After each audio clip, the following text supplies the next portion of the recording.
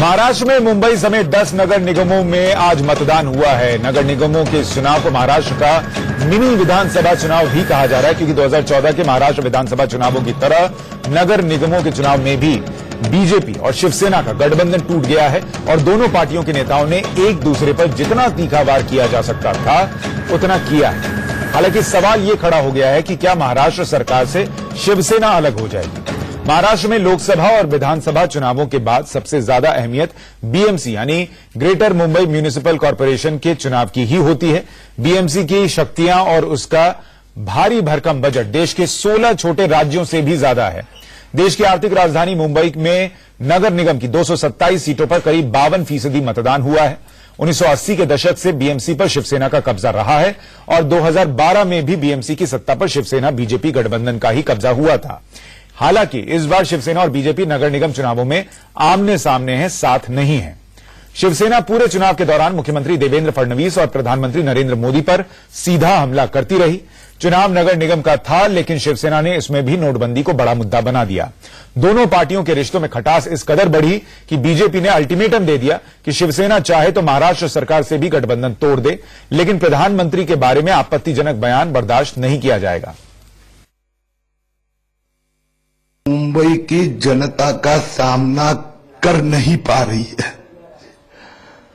मतदान मुंबई महापालिका का है और शिवसेना मुंबई के विषय, मुंबई को इतने साल उन्होंने लूटा, इतने घोटाले, 140 लाख मुंबई करने निश्चय निर्धार किया है। परिवर्तन इस बार देवेंद्र फडणवीस के नेतृत्व में भाजपा को मुंबई में संपूर्ण बहुमत मिलेगा। भारतीय जनता पार्टी के साथ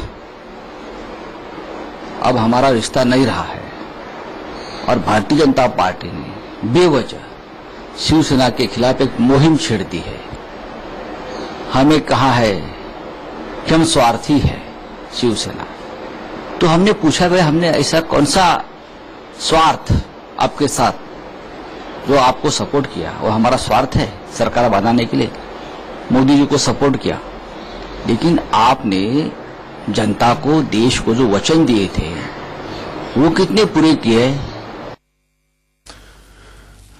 तो ये अजीब सा रिश्ता है बीजेपी और शिवसेना का। दोनों पानी पी पी के एक दूसरे को गालियां देते हैं, लेकिन साथ रहते हैं और सरकार जो है वो बीजेपी शिवसेना के गठबंधन की चल रही है महाराष्ट्र में। लेकिन बीएमसी के नतीजे आएंगे तो क्या ये गठबंधन टूट जाएगा? इस पर आज हम बड़ी बहस कर रहे हैं। हमारे साथ सैयद जफर इस्लाम साहब हैं, प्रवक्ता हैं बीजेपी के, शहजाद पूनावाला हैं, सेक्रेटरी हैं महाराष्ट्र कांग्रेस के, और हमारे साथ मनीष अवस्थी जुड़ रहे हैं, हमारे पॉलिटिकल एडिटर। आसिफ भामला साहब एनसीपी के प्रवक्ता थोड़ी देर में हमारे साथ जुड़ेंगे।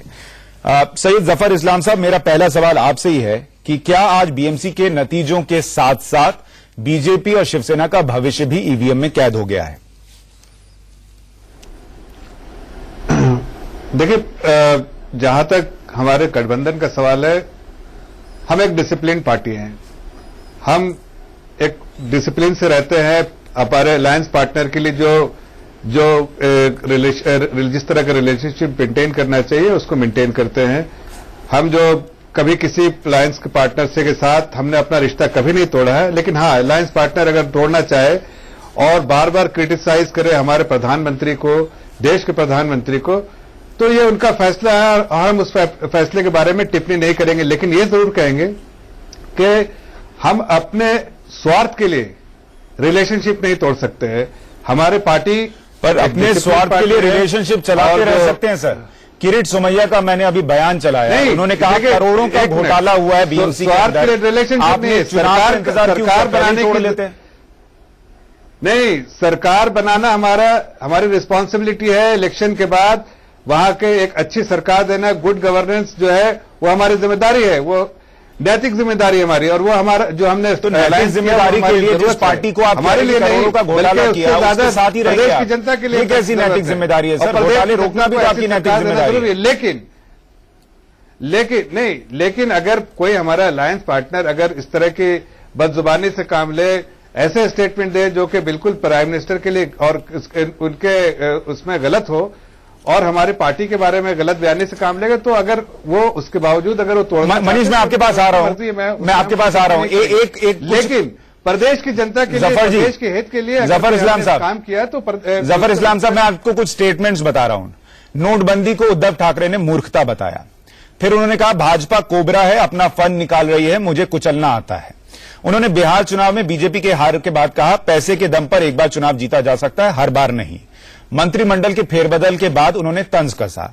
उन्होंने पीएम को बाथरूम पॉलिटिक्स बंद करने के लिए कहा और कहा कि पद की गरिमा का ख्याल रखें। इतना सुनने के बाद भी आप सत्ता के लिए अगर उनके साथ नहीं है तो किस चीज के लिए हैं?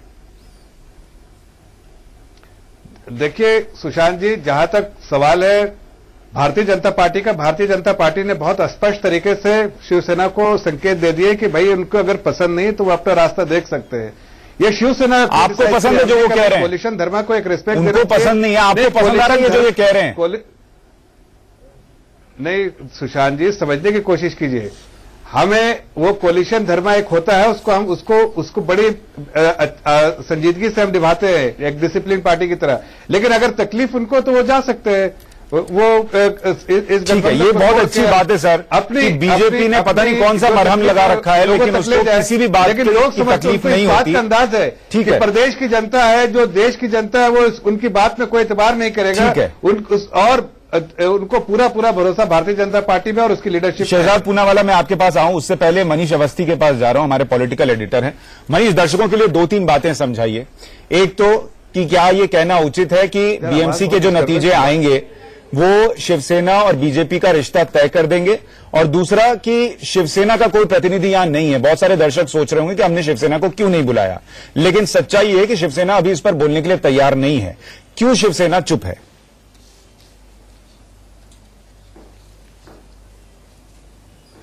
देखिए सुशांत, सबसे पहले तो मैं ये बता दूं कि शिवसेना का कोई प्रतिनिधि नहीं है, तो मैं ये नहीं कहूंगा कि मैं शिवसेना के लिए बात करूंगा। लेकिन एक मोटा खाका जो यहां पर उभर कर आया है, जो इस पूरे चुनाव प्रचार के दौरान देखने, देखिए आपकी शर्ट देखकर कुछ लोग ये सोच सकते थे जिस तरीके जो शर्ट का रंग है, लेकिन आपने साफ कर दिया, ये अच्छा किया।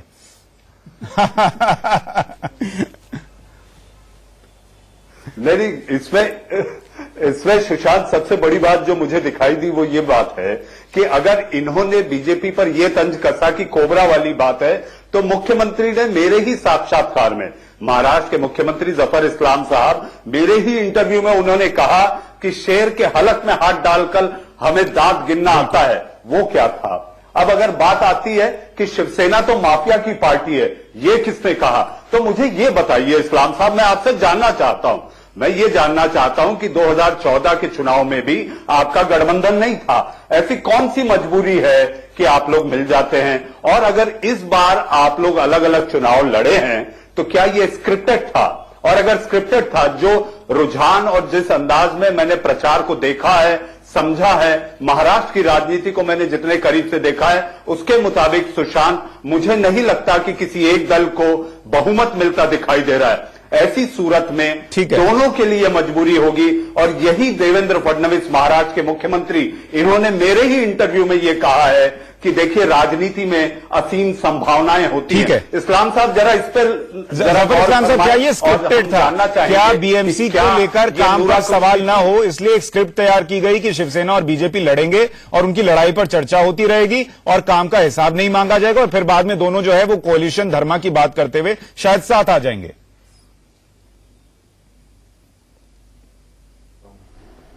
जहां तक भारतीय जनता पार्टी का सवाल है, भारतीय जनता पार्टी ने हर चीज को स्पष्ट किया है लोगों के बीच में, कोई चीज को हाइड करके नहीं रखा है। हम बार बार कह रहे हैं कि हम कोलिशन धर्मा में बिलीव करते हैं और उसको बड़ी संजीदगी से निभाते हैं।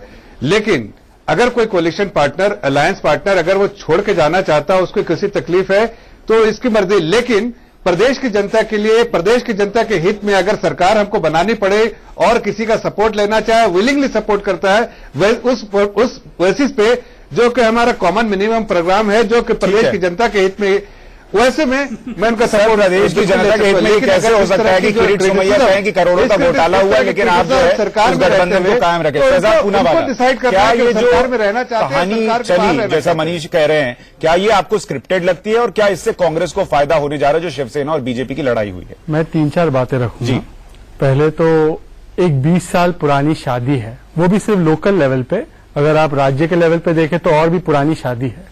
अब इस 20 साल पुरानी शादी में मेयर भी शिवसेना का बना तो डिप्यूटी मेयर बीजेपी का बना।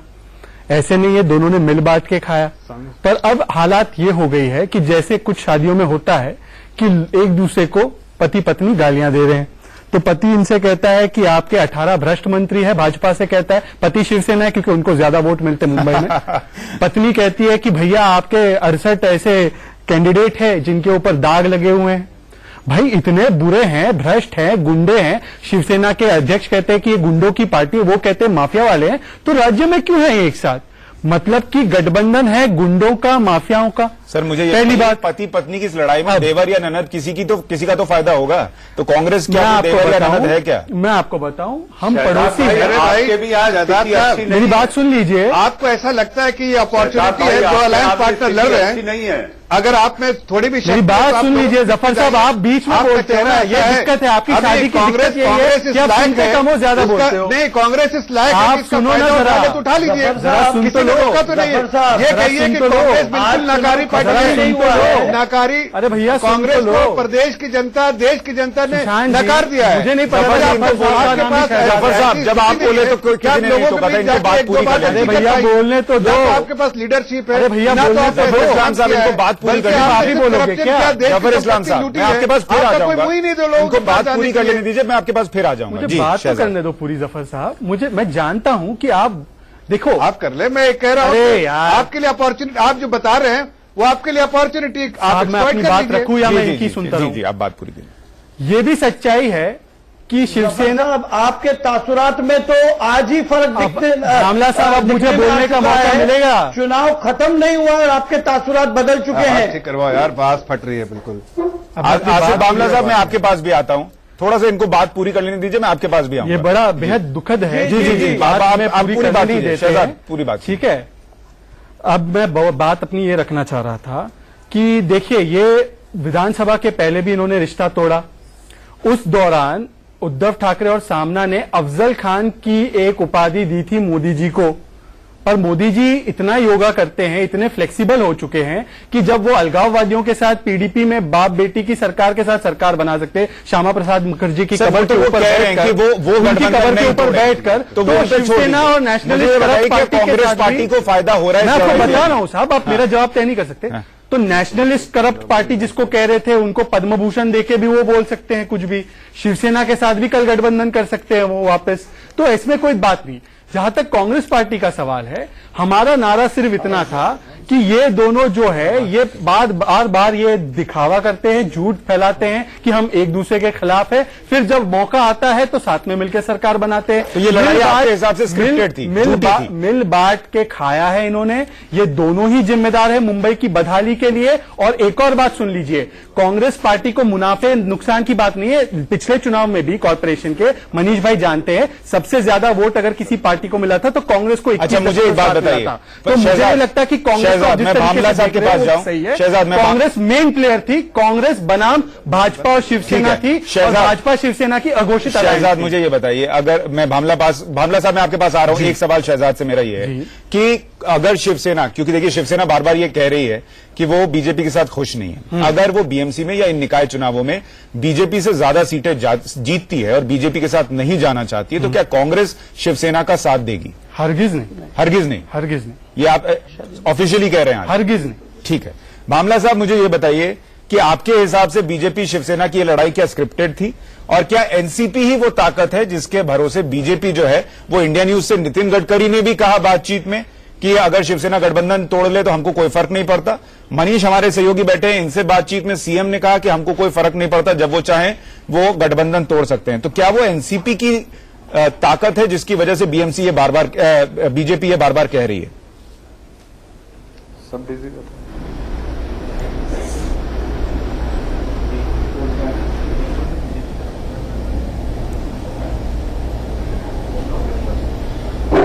भामला साहब, मेरा सवाल आपसे है।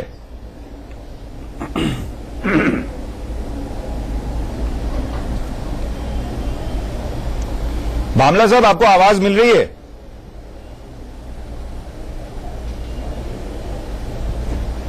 शायद उन तक आवाज नहीं जा रही है, मैं उनके पास लौटूंगा। मनीष, आपका आकलन क्या है? आप लगातार इन चुनावों को भी कवर कर रहे हैं, वहां की राजनीति को समझते हैं। क्या ये बीजेपी के पीछे एनसीपी की ताकत खड़ी है, जिसकी वजह से आपके इंटरव्यू में भी मुख्यमंत्री कह रहे थे कि हमें कोई दिक्कत नहीं है अगर शिवसेना छोड़कर चली जाती है साथ? तो मेरे ख्याल से लाइन बढ़ गई। चलिए, उनसे मनीष से भी हमारा संपर्क टूट गया है। शहजाद, आपका आकलन क्या है? क्या एनसीपी के भरोसे बीजेपी जो है ये बातें कह रही है? देखिए, उनके मन में क्या है, उनके मन की बात क्या है, मैं नहीं जानता। पर कई लोग कहते हैं कि जब कल तक आप उनको नेशनलिस्ट करप्ट पार्टी कह रहे थे और आज पद्म भूषण दे दिया, कल तक आपके सुर इतने बदले थे विधानसभा के चुनाव के दौरान, आज आप उनकी प्रशंसा कर रहे हो। उनके मंत्रियों को आपने कहा कि ये भ्रष्ट है, इन्होंने इतना स्कैम किया हुआ है, तो उनके साथ गले मिलेंगे तो वाकई बहुत अवसरवादी साबित होंगे। पर अवसरवाद ही भारतीय जनता पार्टी की असली पहचान है। अगर अवसरवादी नहीं होते भारतीय जनता पार्टी, तो राष्ट्रवादी कहने वाली पार्टी अपने आप को अलगाववादियों के समर्थक पीडीपी के साथ, जहां पे मोदी जी खुद ने कहा था कि हम दो बाप बेटी की सरकार के साथ सरकार नहीं बनाएंगे, हम दो निशान, दो विधान मानने वालों के साथ नहीं बनाएंगे, उनके साथ शपथ दिलाई, वो भी दो फ्लैग के सामने बैठकर, और श्यामा प्रसाद मुखर्जी की आत्मा देखती रही। तो मुझे लगता है कि भारतीय जनता पार्टी तमाम सीबीआई और इन हटकंडों का भी इस्तेमाल कर सकती है, वो लालच भी दे सकती है, वो और हटकंडे अपना के कुछ भी कर सकती है। मुझे एक बात बताइए ना, आपकी पार्टी भी 52 सीटें वहां पर जीती थी बीएमसी के अंदर, आप लोग क्या कर रहे थे अगर इतने सालों से इतना करोड़ों का घोटाला चल रहा था? देखिए, हमने इस बार आपको पूरा, हमने बीएमसी का जो भी भ्रष्टाचार हुआ है, रस्तों के मामले में 9,000 करोड़ का घोटाला, 4,000 करोड़ हर साल ये लोग रस्ते बनाने में खर्च करते हैं। सोचिए, 40,000 करोड़ का बजट, 4,000 करोड़ सिर्फ रस्ते बनाने में, 9,000 करोड़ का पूरा घोटाला। इसके अलावा जो नालों में घोटाला, रस्तों में घोटाला, सारे घोटाले हमने जनता के सामने रखे और जनता को हमने हमारा रोड मैप दिया कि अगर हमारे हाथ में मुंबई होता या आप देते हैं आगे चलते, तो हम मुंबई को वर्ल्ड क्लास सिटी बनाएंगे, जिसको शिवसेना ने थर्ड क्लास सिटी बना के बताइए कि आपने ये घोटाले जिनका आपने नाम लिया, ये आपने जनता के सामने रख दिए, लेकिन ये घोटाले आप लेकर अदालत तक क्यों नहीं गए? अगर आपके पास इतना प्रूफ है या आपको पता है कि ये घोटाले हुए हैं, आप बीएमसी के अंदर अगर विपक्ष में थे तो ये आपकी जिम्मेदारी थी। देखिए, ये भी सही है कि अब पिछले 3 सालों से तमाम जो भारतीय जनता, मैं यही तो बता रहा हूं, भारतीय जनता पार्टी को पता है कि कितने घोटाले हुए। मुख्यमंत्री खुद कह रहे हैं कि घोटाले इन लोगों ने किए,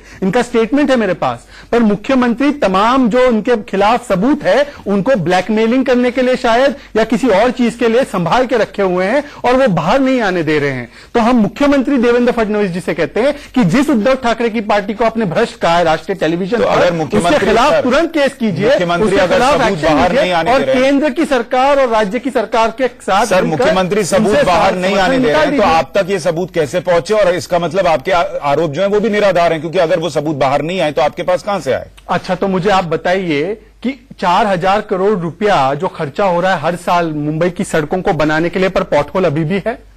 जो हजारों करोड़ रुपया इन्होंने डंपिंग ग्राउंड के नाम पे लिए, पर देवनार डंपिंग ग्राउंड जो 30 साल की अवधि थी जिसकी, उसको 90 साल से चल रहा है, वो उसको नया डंपिंग ग्राउंड तैयार नहीं किया। जो करोड़ों रुपया इन्होंने हेल्थ के लिए नाम पे इन्होंने लूटा है, पर आज भी जो है 50% तक लोगों के पास जो है पीने का पानी नहीं पहुंच रहा है और लोग बीमार पड़ रहे हैं इतने ज्यादा संख्या में। आज भी जो है बहुत हाई रेट में ड्रॉप आउट हुई है मुंबई की बीएमसी की स्कूलों में। बीएमसी की तमाम स्कूल की जो प्रॉपर्टीज है उन्होंने अपने दलालों को दे दिए हैं, प्राइवेट वहां पे अपना रेंट पे चलाने के लिए और दूसरी चीजें करने के लिए। तो ये 38 मराठी स्कूल बंद हुए हैं, 38 मराठी स्कूल शिवसेना भाजपा के शासन काल में बंद हुए हैं। तो ये भ्रष्टाचार नहीं है तो ये क्या है? सर, मैं ये कह रहा हूं, अगर ये सब कुछ हुआ है तो इसका मतलब ये बीएमसी चुनाव जो है वो आप स्वीप कर रहे हैं। फिर मैं कह रहा हूं ना, भरोसा होना चाहिए। हमने ये सारे जो मामले हैं जनता की अदालत में रख लिए हैं और जनता ने इस प्रकार से समर्थन दिया है, तो बाकी सब छोड़िए, भाजपा और शिवसेना मुक्त बीएमसी बनने वाली है और तब जाके मुंबई का जो है उद्धार होगा और वो नंबर 1 सिटी बनेगी, जो कि वो है। पर इन लोगों ने मुंबई को बर्बाद कर दिया। इसमें से कितनी सीटें कांग्रेस को आ जाएंगी बीएमसी में? हमारी वहां पे ऐसी स्थिति होगी कि मेयर भी हमारा होगा, स्टैंडिंग कमेटी भी हमारी होगी, डिप्टी मेयर भी हमारा होगा, तमाम पोस्टों पे हम लोग जो है समर्थन ठीक है। जो है सबसे मेरे ज्यादा सारे मेहमानों से मेरा संपर्क नहीं हो पा रहा है। मनीष हमारे साथ जुड़ गए हैं। मनीष, मैं आपके पास अब आना चाहूंगा। आपका संपर्क हमसे टूट गया था कि ये जो हम बातें कर रहे हैं कि बीजेपी ने या मुख्यमंत्री ने आपसे इंटरव्यू में ये भी कह दिया था कि अगर शिवसेना अलग हो जाती है तो हमको कोई दिक्कत नहीं है या फर्क नहीं पड़ेगा। क्या ये एनसीपी की ताकत है जो बीजेपी के तमाम नेताओं, चाहे नितिन गडकरी हो या फडणवीस हो, उनको ये बोलने की ताकत दे रहा है?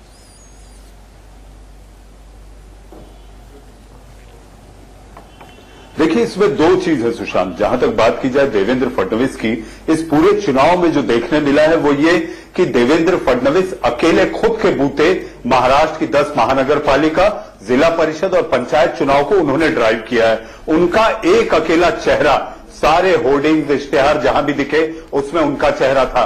तो ये जीत अगर होती है तो फडणवीस की जीत है, और अगर हार भी होती है तो इसका ठीकरा देवेंद्र पे जाएगा। जहां तक बात की जाए कि मेरी सरकार सुरक्षित है, जो देवेंद्र ने कहा था हमारे इंटरव्यू में, उसमें यह साफ है कि देवेंद्र लगातार कांग्रेस के कुछ विधायकों से संपर्क में है।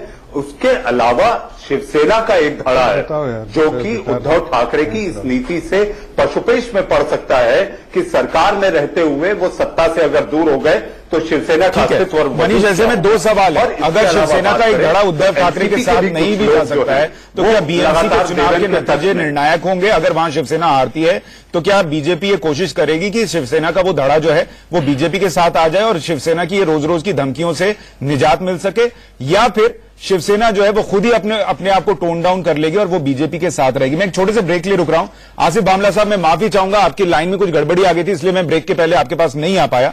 ब्रेक के बाद मैं सीधे आपके पास आऊंगा और एनसीपी की प्रतिक्रिया जानेंगे कि अगर बीजेपी और शिवसेना का तलाक होता है तो क्या एनसीपी से नया रिश्ता जुड़ सकता है? हम एक छोटे से ब्रेक के बाद बात करेंगे।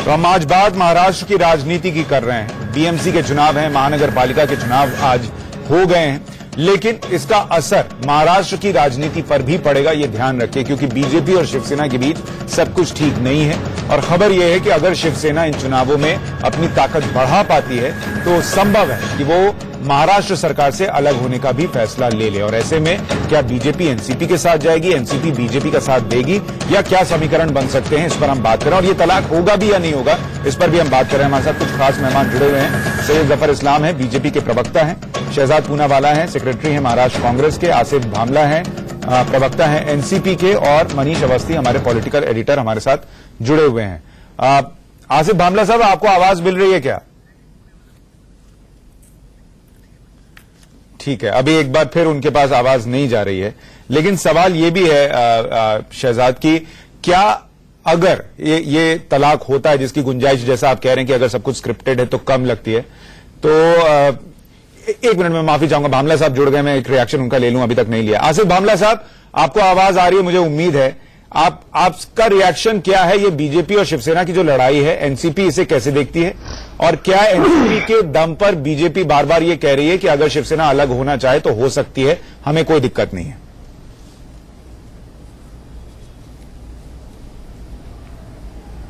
हेलो आसिफ बामला साहब, आवाज आ रही है आपको? जी जी जी, बोलिए बोलिए। आप तक आवाज पहुंचाने में मुझे उतनी दिक्कत हुई है आज जितनी बीजेपी को शिवसेना के साथ रिश्ते चलाने में हो रही होगी शायद। तो अब मैं सोच रहा हूं, उम्मीद रख रहा हूं कि आपको आवाज नहीं होगी। मेरा सवाल ये था सर, दिक्कत नहीं है। देखिए, बीजेपी और शिवसेना के रिश्ते के बारे में हम सब जानते हैं। पिछले विधानसभा में एक दूसरे को उन्होंने टीका टिप्पणी की, फिर कल्याण डोंबिवली में जो चुनाव हुए उसमें एक दूसरे को किसी ने वाघ कहा तो किसी ने शेर कहा तो किसी ने चूहा कहा। अब इस चुनाव में इन्होंने अपने आप को कौरव और पांडव की जो है सेना बताई। मुझे लग रहा है ये बिना कृष्ण का महाभारत चल रहा है और इन पर जो है दोनों पार्टियों पर एंटरटेनमेंट टैक्स लगाया जाना चाहिए। ये और कुछ नहीं बल्कि सिर्फ एक फिक्स मैच चल रहा है। कृष्ण की भूमिका में क्या आप और पवार साहब हैं? आपकी पार्टी क्या कृष्ण की भूमिका में है? देखिए, पवार साहब का स्टेचर बहुत आगे और बहुत बड़ा है, मुझे लग रहा है ये देश की जनता भली भांति जानती है। लेकिन इनके बीच में जो चल रहा है, मुझे लग रहा है ये मजाक है। अलायंस में, यूटी में कांग्रेस और राष्ट्रवादी भी 15 साल गठबंधन में रहा, लेकिन मुझे नहीं लगता कभी इस किस्म की शीशा लेजर हुई है। आज चुनाव खत्म नहीं हुआ है और भारतीय जनता पार्टी के सुर और तेवर बदलने लगे हैं। बामला साहब, मुझे 2-3 बातें बताइए। अगर शिवसेना और बीजेपी का तलाक हो जाता है, क्या एनसीपी बीजेपी को समर्थन दे सकती है या देगी? कतई नहीं। मैं तो ये कहता हूं, शिवसेना सरकार में रह के सत्ता का पूरा मजा ले रही है इतने वर्षों से, और एक विरोधी पक्ष की भूमिका भी अदा कर रही है। एक दूसरी बात यह कि हमारे नेता आदरणीय पवार साहब ने स्पष्ट किया है कि यदि इनकी युति टूट जाएगी तो हमें इन्हें कोई समर्थन नहीं करना चाहिए। हमारे पार्टी के आला नेताओं को ये आह्वान कर दिया गया है कि आप लोग कृपा करके पूरी तैयारी और संगठन को मजबूत करने के काम में लगे। कभी भी मध्यवर्ती चुनाव हो सकते हैं। मुझे नहीं पवार साहब को जो पद्म सम्मान मिला, हमारी पार्टी उससे कोई सम्मान बीजेपी के लिए पैदा नहीं हुआ क्या? नहीं, क्या आपको लग रहा है कि इसके पहले कोई पद्म सम्मान और इसके पहले कोई मान सम्मान हमारे नेता को प्राप्त नहीं हुआ है? ये उनकी एक सोच है। जो महान लोग होते हैं उनको ऐसे और इनसे कहीं आगे और बड़े मान सम्मान भी मिलते हैं। मनीष कुछ पूछना चाह रहे हैं सर। मनीष, आप अपना सवाल पूछ लीजिए। इस किस्म की चीजों से कोई बहुत फर्क नहीं पड़ता। ये गौरव की बात है हमारे लिए, और हमें फक्र है हमारे नेता आदरणीय पवार साहब पर, और पूरा देश। बामला साहब, हमारे पॉलिटिकल एडिटर मनीष अवस्थी भी हमारे साथ हैं, वो भी कुछ जोड़ना चाह रहे हैं, सवाल पूछना चाह रहे हैं। मनीष, अपना सवाल पूछ लीजिए। बारामती में उनकी काम की सराहना यूं ही नहीं की है, लेकिन वो एक अलग चीज है। मुझे लग रहा है उसको इनसे कुछ तालमेल होना नहीं चाहिए इस बात से। हेलो, मनीष से भी हमारा संपर्क टूट गया है शायद। पर एक हल्के नोट पे मैं कहूंगा कि भारतीय जनता पार्टी के लिए 2 नए अलायंस पार्टनर मैंने ढूंढ के रखे हैं। एक है एमआईएम, क्योंकि जब वॉइस वोट हुआ था असेंबली में तो एमआईएम ने एब्सटेन करके उनको समर्थन दे दिया था पीछे के दरवाजे से। यही एमआईएम जिनको ये उत्तर प्रदेश में भी भेजते हैं, वो एक तरफ की बात करता है, वो दूसरा हैदराबाद वाला दूसरी तरफ की बात करता है। और दूसरा है एमएनएस, जिसके लिए मुख्यमंत्री एक फिल्म निर्माता और एक गुंडों की पार्टी के साथ बैठकर समझौता कराते हैं। मुंबई को जो लोग हॉस्टेज रखते हैं उनके साथ समझौता कराते हैं, एक एमएलए वाली पार्टी के साथ समझौता कराते हैं। तो मुझे लगता है कि देवेंद्र फडणवीस जी ने इन दोनों को इतना चारा पानी दिया है कि अब वो अपेक्षा कर रहे हैं कि एमआईएम के एमएलए और एमएनएस के एमएलए जो आ सकते हैं वही मिलकर इनको समर्थन करेंगे आने वाले चुनाव में, और ये जो जम्मू कश्मीर का फॉर्मूला है वो यहां पे भी वो लागू करेंगे। ठीक है, मैं दर्शकों के लिए इतना साफ कर दूं कि यूपी चुनाव में मुख्य प्रधानमंत्री कह रहे थे कि अगर एक त्योहार पर बिजली आती है तो दूसरी पर भी आनी चाहिए। मेरी सिर्फ इतनी गुजारिश है कि फोन लाइन अगर एक मेहमान की होती है तो दूसरे की भी होनी चाहिए। लगातार फोन लाइन में, डिजिटल इंडिया में लगातार फोन लाइन कट रहा है और मेरे किसी कार्यक्रम में इस तरीके की स्थिति नहीं बनी। बार बार ये हो रहा है, तो दर्शकों से माफी, क्योंकि मैं बाकी मेहमानों पर जा नहीं पा रहा हूं। लेकिन शहजाद, एक बात और बताइए कि इस पूरे चुनाव में, बीएमसी चुनाव में हमने देखा कि जो एमएनएस है उसने उतना प्रचार नहीं किया जितना उसे करना चाहिए था बीएमसी चुनावों को लेकर। क्या आपको लगता है ये कोशिश है उद्धव ठाकरे की कि माफ कीजिएगा, राज ठाकरे की, कि क्या उद्धव ठाकरे का कद बढ़ सके और वो बीजेपी के मुकाबले स्ट्रांग हो सके? देखिए, ये तो बात सिर्फ एमएनएस के प्रवक्ता ही बोल सकते हैं, पर एमएनएस एक मरी हुई पार्टी है। उसका एक एमएलए था, वो भी जाने की कोशिश कर रहा था भाजपा में या कहीं और पार्टी में, ये मनीष जी बताएंगे आपको। और उस एक एमएलए वाली पार्टी को जिंदा करने का काम फडणवीस जी ने किया। उन्होंने तमाम तरीके के जो anti Uttar Pradesh, anti Bihar campaign चलाए, एंटी फिल्म जो कैंपेन चलाए, हमारे फिल्म निर्माताओं को धमकियां दी, जो उन्होंने कानून व्यवस्था को हाथ में लिया, ऐसे व्यक्ति को मुख्यमंत्री निवास पे बुलाकर एक गुंडा राज पार्टी के साथ समझौता करवा के करण जौहर का, उन्होंने देवेंद्र फडणवीस जी ने खुलेआम कह दिया कि हम लोग जो है मराठी वोट, शायद उनको लग रहा है बांटने के लिए शिवसेना के खिलाफ हम एमएनएस को खड़ा करने की एक ये ऑल्टरनेटिव भी रखेंगे। तो वरना तो एमएनएस को कोई पूछता नहीं है, कौन सभ्य व्यक्ति महाराष्ट्र का एमएनएस को वोट देगा? आप मुझे बताइए, घटता हुआ वोट शेयर है। मनीष हमारे साथ जुड़ गए हैं। मनीष, पहले तो इस बात की गारंटी हो जाए कि आप जुड़ गए हैं, आप बता दीजिए आपको आवाज आ रही है, नहीं आ रही है?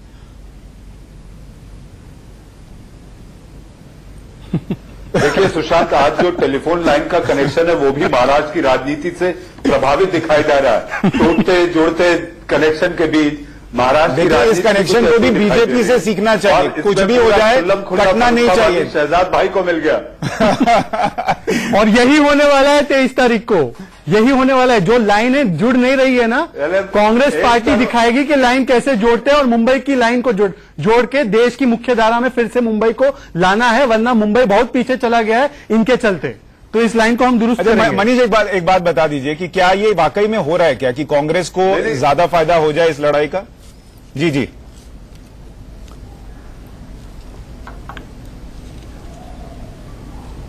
नहीं सुशांत, हम आपको ये बताना चाहेंगे कि कांग्रेस को कतई फायदा नहीं हो सकता।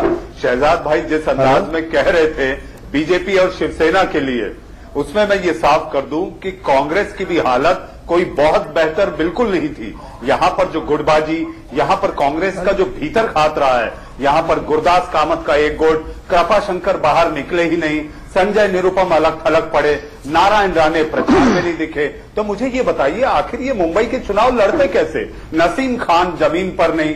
तो कांग्रेस की स्थिति कोई बेहतर नहीं थी। हाँ, ये कहा जा सकता है कि कांग्रेस पिछले के मुकाबले कम से कम ये समझिए कि 10-20 सीटें कम लाएगी, लेकिन हाँ रन में दिखेगी। लेकिन ये कतई नहीं कहा जा सकता कि कांग्रेस की स्थिति मजबूत हुई है। कांग्रेस को भारी नुकसान है और इसकी अपनी वजह है कांग्रेस के भीतर की गुटबाजी। ये शहजाद भी मानेंगे। और मैं आपको एक बात बताना चाहूंगा सुशांत, न केवल मुंबई बल्कि इसका असर नागपुर में भी देखा गया है। नागपुर महानगर पालिका उपराजधानी है महाराष्ट्र की, वहां पर भी कांग्रेस की रणनीति और कांग्रेस की जो अंदर की गुटबाजी रही है, उससे कांग्रेस को नुकसान है और बीजेपी को बहुत मजबूत फायदा होता दिखाई दे रहा है। ठीक है मनीष, एक सवाल मैं आपसे पूछ रहा हूं, उसका जवाब देकर भामला साहब हमारे साथ जुड़ गए हैं। आप जो सवाल पूछना चाह रहे थे उनसे पूछ लीजिएगा।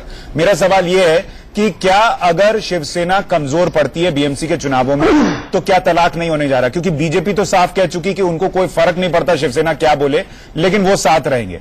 फैसला शिवसेना को लेना है। अगर उनके नंबर कम हुए तो फिर वो टोन डाउन हो जाएंगे क्या? तुम्हारा है सर?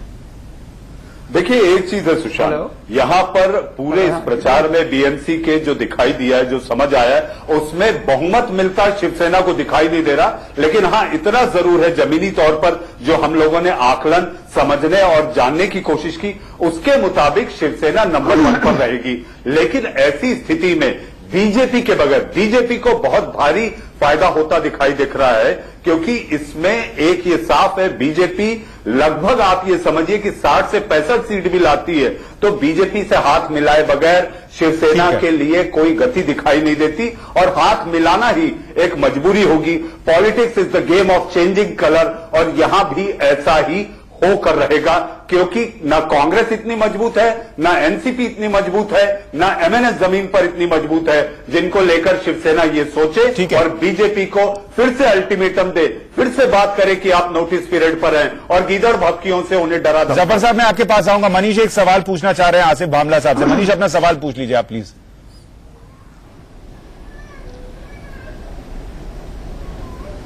आसिफ साहब, मैं आपसे जानना चाहूंगा, पवार साहब ने कहा है कि वो समर्थन नहीं देंगे। चलिए, ये बहुत है, लेकिन मैं भामला साहब ये जानना चाहता हूं कि पवार साहब की राजनीति आखिर तक इस मुट्ठी की खबर इस मुट्ठी को नहीं होती। आप कैसे कह सकते हैं कि वो अगर जरूरत पड़ी तो बीजेपी को समर्थन नहीं देंगे? देखिए, ये इस प्रश्न का मैं जवाब आपको बाद में दूंगा। शेर के मुंह में खून लग गया है। मुंबई शहर जो इस देश की आर्थिक राजधानी, जिसका 40,000 करोड़ से ऊपर का बजट है, ये जो तमाम फिक्स्ड मैच जो खेला जा रहा है, ये सिर्फ और सिर्फ देश की जनता को बेवकूफ बनाने के लिए है। ऐसी कोई परिस्थिति और स्थिति आएगी नहीं। हम लोग ने अपना समय यूं ही जाया करना है। ठीक है, बोलते रहिए। इनके तासुरात इनके तासुरात ऑलरेडी हमें दिख रहे हैं। इनका तो यह है कि तुम मारने जैसा करो और हम रोने जैसा दिखाएं। तो ये इनकी बातों पे हमें कोई ज्यादा तवज्जो देना नहीं चाहिए। हमने देखा है कि इस चुनाव में, इस महानगर पालिका के चुनाव में भारतीय जनता पार्टी ने किस तरीके से प्रशासन का दुरुपयोग किया है। ठीक है। किस तरीके से पैसे का उन्होंने सैयद जफर इस्लाम साहब, गैर वापस सैयद जफर इस्लाम साहब, सिंचाई घोटाले, सीटें जीतने के लिए घोटाले में अजीत पवार और का इस नाम है। तरीके की इस आप तरीके ये से भूलिए। जो इन्होंने घिनौना समर्थन लेंगे। सैयद जफर इस्लाम जिन्होंने साहब, तरीके से जैसे भावला साहब ये कह रहे हैं आज टेलीविजन पर बैठकर कि कुछ भी हो जाए हम बीजेपी को समर्थन नहीं देंगे, क्या बीजेपी ये कह देगी आज कि कुछ भी हो जाए हम एनसीपी से समर्थन नहीं लेंगे, चाहे शिवसेना अलग हो जाए? लेकिन आप देखिएगा जो कल्याण डोंबिवली में इन्होंने सुशांत जी, किया और कर दिखलाया उन्होंने। बोलिए जफर इस्लाम वही साहब। गाली देते रहे और सरकार ने- ऑडियो बहुत डिस्टर्बेंस है, लीजिए मुझे बोलने दीजिए। भावला साहब आपकी आवाज बिल्कुल साफ है, आप बात रखिए। बोलिए। मैं ये कह रहा हूं कि मैंने ऑडियो डिस्टरबेंस की वजह से सुना नहीं ज्यादा, लेकिन थोड़ा बहुत जो कुछ सुन पाया भावला जी को या जो शाहजाद साहब है, इन दोनों पार्टियों के जो प्रवक्ता है वो काफी क्रिटिसाइज कर रहे हैं हमारी पार्टी को। मैं कहता हूं अगर ऐसा लगता है कि हमें प्रदेश की जनता का सपोर्ट नहीं, तो आप प्रदेश की जनता के बीच में जाइए, आप उनसे सपोर्ट लीजिए। लेकिन अफसोस की बात जफर इस्लाम साहब, मेरा सवाल कुछ और था। जफर इस्लाम साहब, मेरा सवाल यह था कि क्या आज आप भावला साहब की तरह ये कह सकते हैं कि कुछ भी हो जाए आप एनसीपी से समर्थन नहीं आ रहा लेंगे? हूं मैं ये कह रहा हूं कि देखिए प्रदेश के हित में अगर कोई नैतिकता के आधार पे हमें हमारे गजब की लाइन आपने निकाली है। प्रदेश के हित में, प्रदेश के हित में आप किसी के भी साथ चले जाएंगे, जिनको आप नेशनलिस्ट करप्ट पार्टी बताते रहे उनके साथ भी चले जाएंगे। मनीष जी, ये ब्रेकिंग न्यूज है आपके लिए। सुन लीजिए, वेरी गुड, एक मिनट सुन लीजिए पूरी बात हमारी। मैं ये कह रहा हूं कि जो हमें पाठ पढ़ाने की कोशिश कर रहे हैं शाहजाद साहब, ये प्रदेश की जनता के बीच में जा ही नहीं सकते। जो लोकप्रियता प्रधानमंत्री की है, जो लोग अरे सर वो चले गए, बीएमसी के लिए वोट भी पड़ गया और हो सकता है उनको फायदा भी हो जाए आपकी लड़ाई का। जो सपोर्ट हमारी पार्टी को है प्रदेश की जनता का, अगर उनको होता तो शायद इस तरह की बातें नहीं करते। लेकिन उन्हें पता है कि हम पूरे मेजोरिटी से आएंगे। कांग्रेस की पार्टी को एक भी सीट मिले ना मिले मुझे मालूम नहीं, भारतीय जनता पार्टी को भावला साहब, जफर इस्लाम साहब कह रहे हैं प्रदेश की जनता के लिए वो आपके साथ जाने के लिए भी तैयार है। क्या आप उनके साथ जाने के लिए तैयार हैं प्रदेश की जनता की भलाई के लिए? इनके कॉन्फिडेंस का मैं समर्थन इसलिए करता हूं। सुनिए प्रदेश की जनता उन पे ध्यान नहीं दे रही है। कॉन्फिडेंस का समर्थन मैं इसलिए करता हूं। कांग्रेस ने देखिए अपने पार्टी में इतना रिफ्ट है कि सीनियर लीडर्स वहां के प्रदेश के जो बॉम्बे सिटी के जो प्रेसिडेंट है उनके सभा में वहां के खुद के लोकल लीडर्स नहीं आ रहे, जो सीनियर लीडर्स। आप पहले तो उसको मुंबई कहिए, तो प्रदेश पहले उसका सही नाम मुंबई कहिए। कह रहे जफर साहब, उसका पहले सही नाम मुंबई कहिए। भारतीय मुंबई है, पार्टी का जो साहब भारतीय जनता पार्टी के जो प्रवक्ता है, इनके कॉन्फिडेंस का नहीं वहां के भावला साहब से सुन लीजिए, भावला साहब शासन का वह प्रदेश की जनता का सपोर्ट होगा, सिटी की जनता का क्या सपोर्ट होगा उन्होंने? ये बताइए। इतनी सारी सभाएं मुख्यमंत्री ने ली है इस डर से और दहशत से कि कहीं भारतीय जनता पार्टी को शिकस्त लेना पड़े। रोका है शायद इनका जान लगाने के लिए, जान लगाए तो जान कार्यक्रम खत्म करना है। उसके पहले मनीष शहजाद पूनावाला कह चुके कि ये गठबंधन नहीं टूटेगा, ये तलाक नहीं होगा, सब नाटक है। भावला साहब कह चुके ये तक गठबंधन नहीं टूटेगा, ये नाटक है, तलाक नहीं होगा। आपका राजनीतिक विश्लेषण क्या कहता है? क्या ये गठबंधन टूटेगा, तलाक होगा, या नतीजों के बावजूद ऐसा नहीं होने जा रहा? एक बात कहना चाहता हूँ, देखिए शायद मनीष को फिर आवाज नहीं जा रही है जी। मैं एक चीज आपको बताना चाहता हूं कि महाराष्ट्र बनाने के लिए आ रही है मनीष जी, एक लाइन सिर्फ मैं कहना चाहता हूं इजाजत से। एक महाराष्ट्र, संयुक्त महाराष्ट्र बनाने के लिए करोड़ों लोगों ने अपनी आहुति दी, लोगों ने अपनी जान दी। आज अगर एनसीपी, और एनसीपी भी इस मूवमेंट में कहीं ना कहीं, क्योंकि वो कांग्रेस का हिस्सा थी उस समय, एनसीपी को सोचना है कि जो पार्टी भाजपा जो विदर्भ अलग करने की बात करती है, महाराष्ट्र को बांटने की बात करती है, उनके साथ आज भावला साहब कह रहे वो नहीं जाएंगे। पर राष्ट्र हित, देश हित, प्रदेश हित सबसे पहले आता है। और ये बात मुझे उम्मीद है कि एनसीपी हमेशा ध्यान में रखेगी कि महाराष्ट्र के टुकड़े करने वाली पार्टी के मनीष कभी नहीं जाएंगे। बीजेपी ने जिसको भ्रष्ट कहा है, मनीष आप जोड़ दीजिए। सुशांत जी एक चीज बोल रहा हूं, अरे शहजाद साहब, सर मनीष का एक रिएक्शन मैं ले रहा हूं। मनीष, हम लोग बतौर पत्रकार जो भी स्टोरी कवर करते हैं एक स्क्रिप्ट लिखते हैं, इस स्क्रिप्ट को आप डिकोड कीजिए जरा, आपके हिसाब से क्या होने वाला है।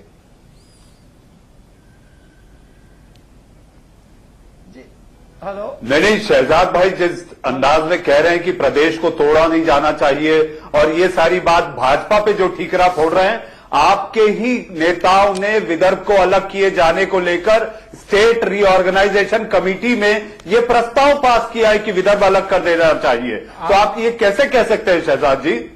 ये देखिए, आप जानते हैं कि कौन इसके लिए सबसे ज्यादा मुखर होके बोल रहा है। फडणवीस जी का इस पे क्या स्टैंड है, चुनाव से पहले भी ये जानते हैं, उन्होंने ओपनली कहा है कि हम अलग विदर्भ बनाना चाहते हैं। और जहां तक मुझे मालूम है मेरी पार्टी का स्टैंड, महाराष्ट्र कांग्रेस ने कभी अभी तक नहीं कहा है कि हम महाराष्ट्र से विदर्भ अलग बनाना चाहते हैं। पर ये भाजपा का स्टैंड जरूर है, और भाजपा का ये स्टैंड होते हुए क्या एनसीपी उनके साथ जा सकती है? मेरे पास ये मुमकिन ही नहीं था। जफर इस्लाम साहब, मैं एक गुजारिश जरूर करूंगा, बीजेपी एक सेल बनाए जिसमें वो उन लोगों को काउंसलिंग दे जो कि पति पत्नी तलाक की कगार पर आ जाते हैं, क्योंकि आपसे सीखना चाहिए लोगों को कि सब सुनकर और सब सहकर भी रिश्ता कैसे चलाया जाता है। लेकिन ये रिश्ता क्या बीएमसी के नतीजों के बाद भी चलता रहेगा, इस पर हमारी नजर रहेगी। आप सभी मेहमानों का बहुत शुक्रिया। बड़ी बहस में आज के लिए इतना ही। नमस्कार।